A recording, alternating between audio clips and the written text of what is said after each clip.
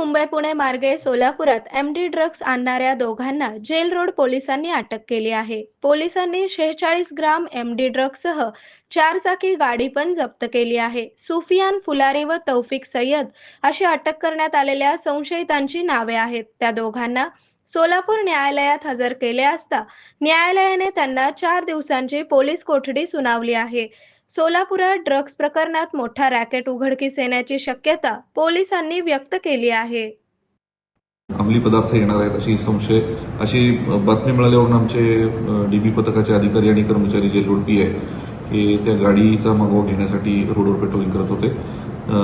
Patrolling दरम्यान गाडी Vijapur waste ते रूपभवानी मंदिराकडे जाताना दिसली. त्यांचा पाठलाग करता ते रूपभवानी मंदिराकडून तुळजापूरच्या दिशेने गेले.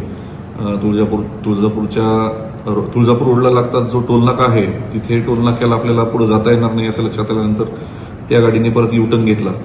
मागे पोलीस गाडी पाठलाग करतच होती. युटर्न घेऊन रस्त्यातच ती गाडी अर्धवट सोडून त्यातले दोन्ही तरुण शेतातून पळून जाण्याच्या तयारीत होते. तेवढ्यात पोलीस पथक तिथे पोहोचलं आणि त्यांना ताब्यात घेतलेलं आहे.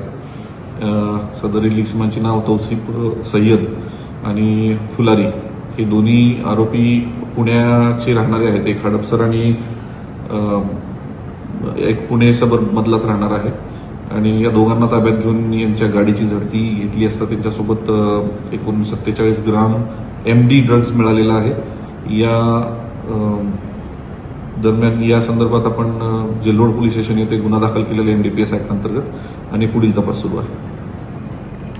आरोग्य म्हणजे केवळ औषध नाही तर निसर्गाच्या योग्य उपचारांनी मिळणारी खरी आरामदायक अनुभूती.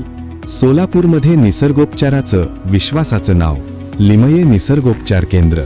इथे उपलब्ध आहेत विना औषध उपचार पद्धती, ॲक्युप्रेशर, ॲक्युपंक्चर, कपिंग आणि मसाज थेरपी. सर्व प्रकारच्या आजारांवर निसर्गाच्या माध्यमातून